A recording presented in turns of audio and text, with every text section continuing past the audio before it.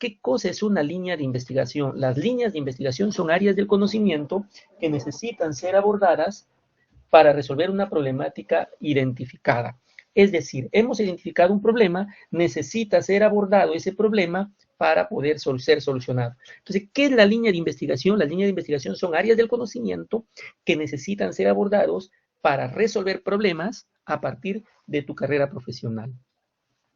Y la línea de investigación, como en este caso dice salud pública y poblaciones vulnerables, es una línea de investigación, pero hay otras líneas también, como por ejemplo tenemos desarrollo sostenible y gestión empresarial, otras líneas como tecnologías emergentes. Tenemos tres líneas de investigación bien claras y bien definidas por la universidad.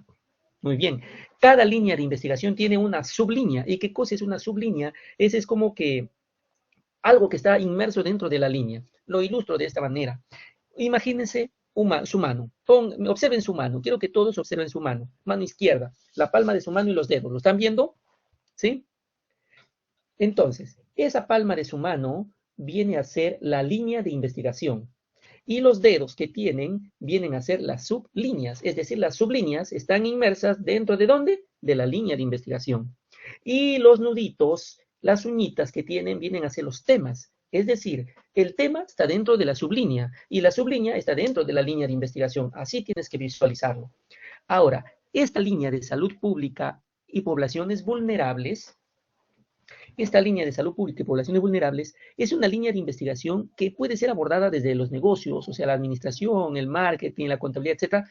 En la Facultad de Negocios puede ser abordada en Derecho y Ciencias Políticas, puede ser abordado la línea en Ciencias de la Salud, puede ser abordada la línea en la comunicación o comunicaciones, o puede ser abordada esa línea desde la ingeniería, ¿correcto? Entonces, pero no todas las sublíneas pueden ser tratadas por todas las carreras profesionales. Ustedes están en el área de ingeniería, solamente donde dice X, por ejemplo, hablar de estrategias frente a la anemia, a la malnutrición, al síndrome metabólico, salud sexual y reproductiva, planificación familiar, solamente lo puedes ver, no es que solamente, ese tema sí lo puedes ver con ingeniería, pero por ejemplo este tema de acá, salud mental, salud materna, perinatal, neonatal, psicología infantil, no lo puedes aplicar o abordar desde la ingeniería. Es por eso que no hay ninguna X allí en ingeniería. ¿Está bien? Entonces, eliges la sublínea y tienes que ver si realmente contempla el área de ingeniería. Ahora, acá hay otra línea de investigación, desarrollo sostenible y gestión empresarial, ¿correcto? Desarrollo sostenible y gestión empresarial. Lo que aborda la investigación para ingeniería son estos, ¿no? Por ejemplo, el de aquí, actividad empresarial sostenible, derecho ambiental. ¿Cómo tú puedes solucionar un problema identificado en la parte de derecho ambiental a través de la ingeniería? De eso se trata, ¿no? Que tú puedas visualizar a través de tu carrera una solución a la problemática identificada. Por ejemplo, otro tema que quieras hablar que tenga que ver con los medios o con la responsabilidad social empresarial en sistemas integrados de gestión. Sí, lo puedes hacer desde la ingeniería. ¿Sí? Entonces, aquí tienes las líneas y las sublíneas de investigación. No, yo quiero tecnologías emergentes. Bien, puedes hacerlo. Puedes hablar de tecnologías emergentes solamente con 3 sublíneas, no más. Por ejemplo, esta sublínea de acá, nuevas tecnologías y usos de comunicación, análisis de experiencia de usuario, fidelización del consumidor. ¿Cómo tú, a través de la ingeniería, puedes desarrollar esa sublínea o una temática inmersa en esa sublínea? ¿Correcto? Entonces, de eso se trata, de poder abordar un tema a partir de tu carrera profesional. Por ejemplo, hay una investigación que estaba leyendo que unos estudiantes hicieron un robot de fumigación para la agricultura en un determinado lugar del país. ¿Es una tecnología? Por supuesto que sí. ¿En qué línea de la investigación puede encajar? Estamos hablando de un robot, entonces estamos hablando de emprendimientos periodísticos más o menos de la temática, puede ser nuevas tecnologías emergentes, por supuesto. Nuevas tecnologías emergentes, ahí está.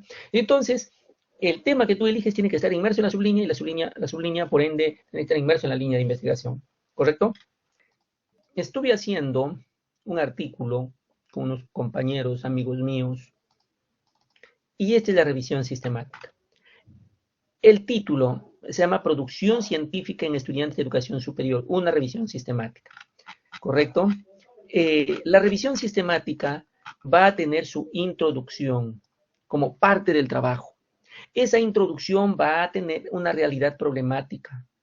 teorías, ¿correcto? Entonces, y para eso necesitamos tener información, y esto es la redacción del artículo, así como esto tiene que salir. Obviamente, si ahorita me pongo a leer este artículo, probablemente no me entiendan fácilmente porque es algo nuevo, ¿correcto? Pero llegamos a eso, a producir un artículo científico para poder ser publicado. Entonces, voy a compartir unas PPTs, que es de motivo de la clase de hoy. Entonces, ¿cuál es el primer paso? Haber identificado la línea de investigación, ¿sí? ¿Correcto? Haber identificado la línea de investigación y haber elegido la temática. Una vez que tú has elegido la temática, puedes hacer tu título. Y una vez que formas el título, necesitas elaborar una pregunta. Bien, entonces nuestra clase de hoy, revisión sistemática. Entonces alguien puede decir, pero profesor, ¿por qué no hacemos de frente el proyecto y estamos perdiendo tiempo, entre comillas, haciendo una revisión sistemática? Es que para hacer la revisión sistemática necesitas bases teóricas, porque la revisión es una revisión de investigaciones, es una investigación de otras investigaciones.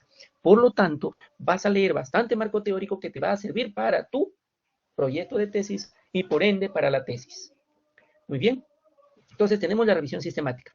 ¿Cuál es el objetivo de la clase de hoy? Conocer los pasos para construir una revisión sistemática.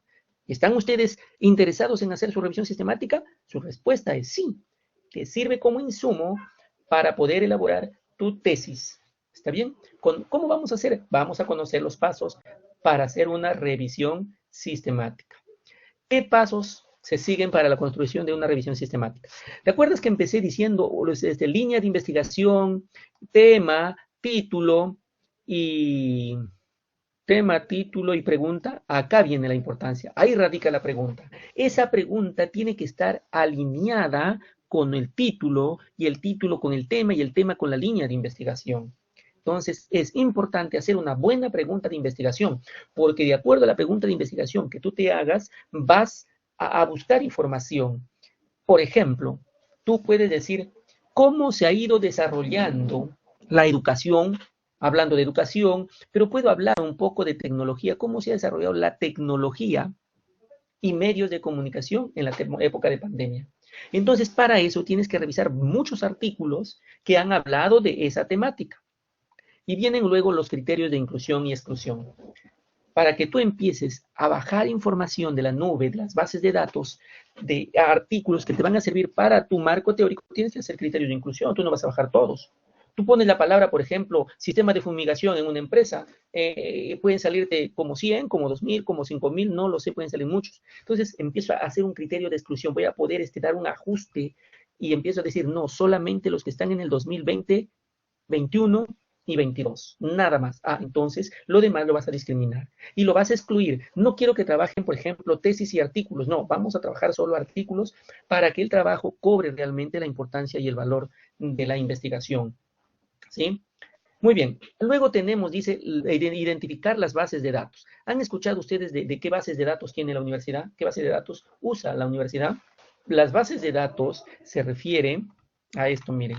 La base de datos son estos, mira, la base de datos son Scopus, son EBSCO, mira, Scopus es una base de datos, EBSCO, una base DOAC, DIBLAT, Redalic, Dialnet, ProQuest, Open Access, Cielo.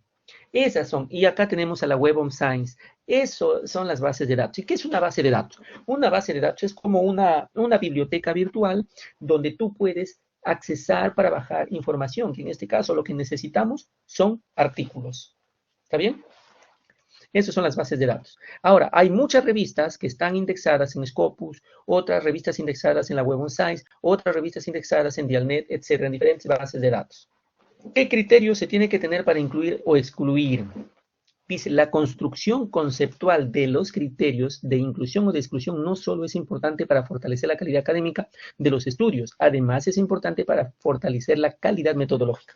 Es decir, con los criterios de inclusión y exclusión tú vas a discriminar los artículos que no te sirven para tu investigación. Por ejemplo, tú quieres hacer, se me ocurre, cómo ha ido el tema de la seguridad industrial, si puedo decir así, seguridad industrial, en las empresas productoras de cemento, por ejemplo, durante la pandemia. Entonces tienes que empezar a buscar todo lo que habla de las empresas productoras de cemento o las empresas manufactureras, pero de todo lo que es producto digamos, sólido. No puedo buscar cómo va a lo mejor en la educación o en la salud. No va por ese rubro. Tú tienes que tener criterios de inclusión que solamente estén enfocados a esa línea dentro de la industria. ¿Sí? Esos son los criterios que incluyes. Tú lo pones los límites. Inclusión, por ejemplo, solamente incluyo los artículos publicados en español e inglés entre los años 2020 y 2022. Ya no consideras otros artículos publicados en otros idiomas, ¿no? Lo excluyes. Otro criterio puede ser, solamente considero artículos obtenidos de la base de datos de Scopus, de WOS y de Cielo, no de los demás. ¿Te das cuenta? Estás dando criterios de inclusión, ¿sí? Entonces, otro criterio de inclusión, solamente se estudian investigaciones originales, no revisión, porque no puede hacer una revisión de revisión, sino una revisión de investigaciones originales empíricas, ¿correcto? Y algo importante que debemos tener en cuenta es la búsqueda. ¿Cómo vamos a buscar? Para poder buscar, hay formas de discriminar que sea y en ambos, o la unión, o no en uno y sí en el otro. ¿Cómo así? En la base de datos de Scopus se puede colocar, a ver, quiero, por ejemplo, hablando de una temática ya, el control de seguridad en empresas industriales y en empresas educativas. Ahí sí, le pones eso, ¿no? Y la intersección de los dos, de lo que si tú pones seguridad en la empresa industrial, hay muchísimos, miles de miles, pero si colocas, seguridad en empresas industriales y educativas, ya lo restringiste. Y si tú le restringes entre los años establecidos, más poco va a haber. Mientras menos cantidad tengas, puedes leerlo, pero no te puedes leer pues 6.000, 5.000 artículos, te puedes leer 60. O sea, de lo que se descarga, se va a ir filtrando hasta quedarnos con un número de 50, 40, 60, ¿correcto? Eso es las ecuaciones de búsqueda. La idea es determinar un artículo. Por ejemplo, si el título que tú eligieras sería, no sé, por ejemplo, detector de imágenes utilizando inteligencia artificial, una revisión sistemática. Ese puede ser tu tema, se me ocurre, por ejemplo. Y si ese es tu tema, entonces lo que tienes que hacer sobre este título de detector de imágenes utilizando inteligencia artificial, vas a tener que revisar muchas investigaciones.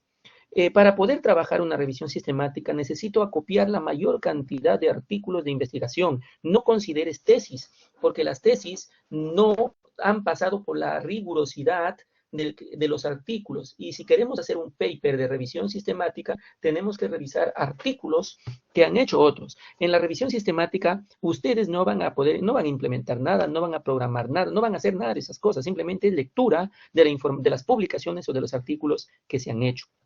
¿Correcto? No sé si has escuchado o has usado el Mendeley. Es un gestor de datos. Voy a hacer una pequeña demostración para que visualices la importancia del gestor de datos, ¿correcto? El Mendeley se instala en el escritorio y acá dice, no sé si lo visualizas, Mendeley de escritorio. Entonces, este Mendeley, donde tú vas a crear carpetitas de acuerdo a la variable que tienes, creas carpetitas, descargas artículos y los almacenas. Entonces, voy a suponer que este es el artículo que te interesa. Entonces, ¿qué haces? Copias la parte que te interesa. Por decir, te puede interesar eso, lo copias, lo llevas a una hoja Word, lo pegas, lo parafraseas, ¿sí? Hay que parafrasear, hay que evitar citas textuales, porque las citas textuales te generan similitud y cuando pasamos por el software de antiplagio, va a reconocer similitudes y hay un máximo de porcentaje que se permite para los trabajos de investigación. No puede pasar el 20% o 25%. Entonces hay que evitar ese porcentaje de similitud parafraseando. En fin, ya está parafraseado esto. Lo que tienes que hacer es citar, porque todo párrafo se cita. Entonces vamos acá a referencias y está anclado, mira, el Mendeley, el símbolo de Mendeley está anclado. Entonces tú tienes que hacer clic en el Mendeley, en el símbolo, y te dice go to Mendeley. O sea, vamos al Mendeley y te va a llevar al artículo de donde tú resaltaste el párrafo para poder extraerlo.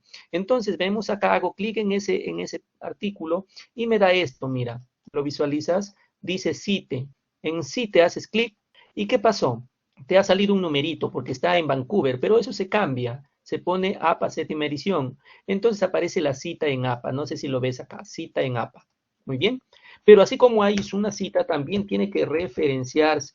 Se tiene que referenciar. Entonces, como hay una cita, se referencia. ¿Dónde voy? A insertar bibliografía. Y te lo inserta, mira, en una te lo inserta, ¿ya ves? No tienes que estar tú digitando qué va primero, el año, qué va primero, el nombre de la revista va en cursiva, no, automáticamente te lo da.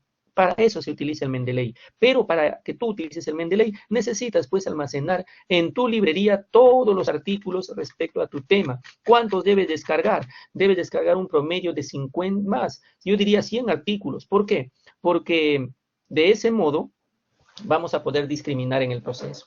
Y eso toma su tiempo. Entonces, no te descuides porque toma su tiempo. Descargar 100 artículos no es cosa de media hora ni de una hora. Puede llevarte unas 8 horas parejo de búsqueda de artículos en las bases de datos, de Scopus, WOS, EBSCO, el mismo IEEE, que es para ingeniería. O sea, descargar. Y hay que buscar, no todos los que están, los artículos son los que vas a usar. Entonces hay que buscar cuál más o menos puede ser. Y eso te toma tu tiempo.